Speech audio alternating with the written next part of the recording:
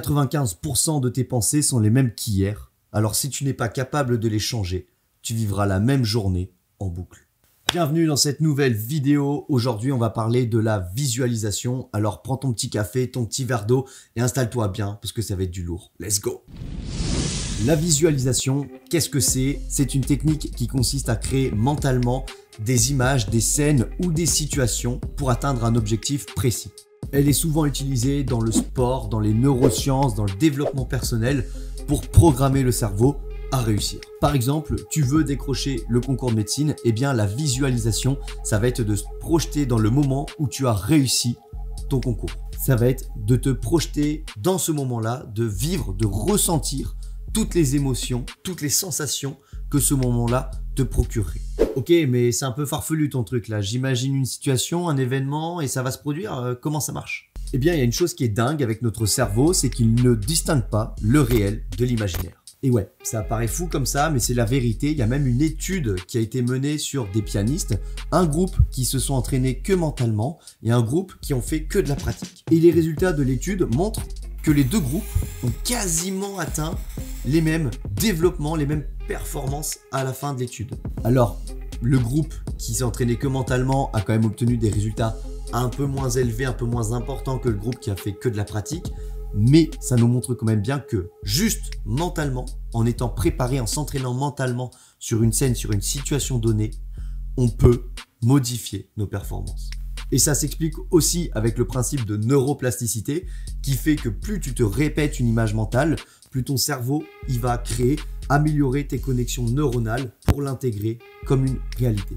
Et il y a un aspect physique quantique aussi qui explique ça. Alors, je te vois venir, ouais, mais la physique quantique, nanana, nanana, on y croit ou on n'y croit pas, mais ton état intérieur influence ton environnement. Et ça, on a beau y croire ou pas y croire, mais on a déjà tous vécu, je suis sûr, un moment où on était dans un mindset positif et il s'est passé plein de choses positives autour de nous. Et au contraire, des moments où on était dans un mindset négatif et il s'est passé plein de choses négatives autour de nous. Dis-moi que ça t'est jamais arrivé. Ce que je fais, je le dis ou je le dis pas? Eh bien ça, c'est le principe de ton état intérieur influence ton environnement.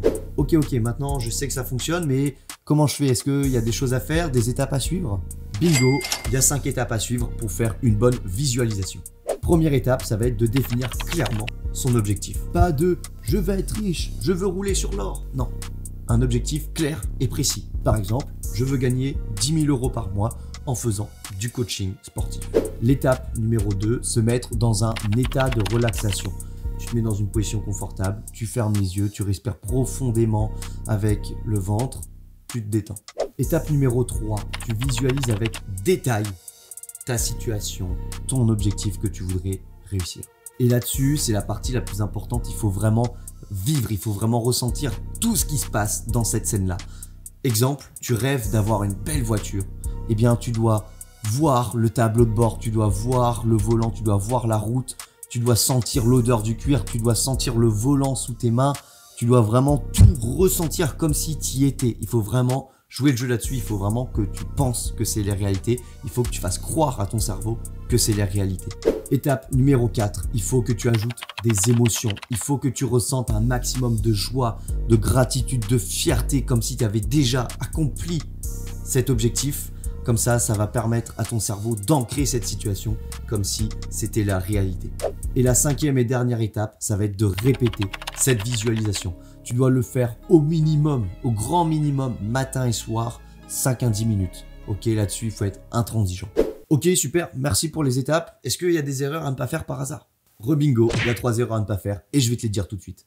La première erreur que tu ne dois pas faire, c'est d'espérer que ça va tomber du ciel.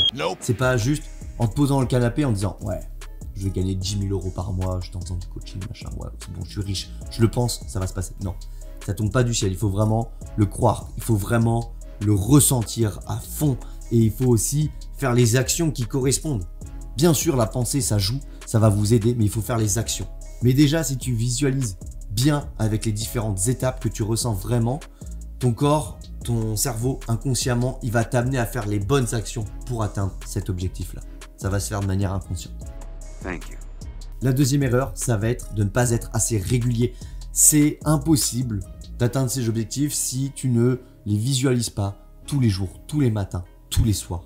C'est comme la salle de sport, c'est comme la muscu. Si tu veux prendre du muscle, tu dois y aller 2, 3, 4, 5 fois par semaine et tu dois enchaîner ça chaque semaine. Chaque semaine, tu dois aller à la salle. Chaque semaine, tu dois t'entraîner dur. Tu dois bien manger régulièrement. Si tu fais une pause toutes les semaines, ça va pas fonctionner. Tu vas pas prendre du muscle. Eh bien, c'est pareil avec la visualisation. Tu dois le faire de manière régulière et dans le temps. C'est quelque chose qui prend du temps. Tu vas pas devenir riche comme ça en claquant des doigts et en l'imaginant juste une semaine. Non, c'est quelque chose qui se fait sur des semaines, sur des mois, sur des années, selon la taille de ton objectif. Mais il faut être régulier. Ok, maintenant qu'on a vu ce qu'il faut faire, ce qu'il faut pas faire, on va essayer de mettre ça en pratique avec un petit exercice qui dure 1 minute. Tu fermes les yeux, tu te laisses guider par ma voix. Ok, donc là tu as les yeux fermés et tu vas commencer par imaginer ton futur idéal, ton objectif que tu voudrais accomplir. Tu vas le visualiser, tu vas le ressentir, tu vas le vivre dans les moindres détails. Tu ressens tout ce que tu peux, les odeurs, le toucher, les bruits, la vue, tout ce qui est autour de toi, tu dois ressentir tout ça.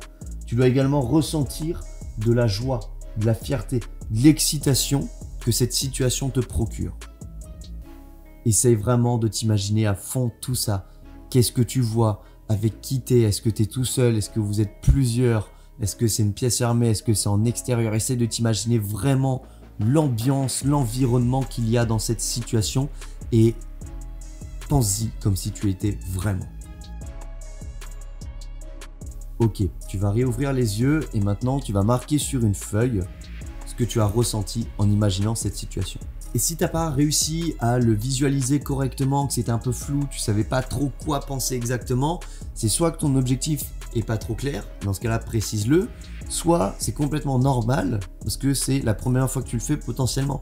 Et donc plus tu vas le faire, plus tu vas ressentir facilement les émotions associées à cette expérience. Et tu peux même me partager en commentaire ce que tu as visualisé.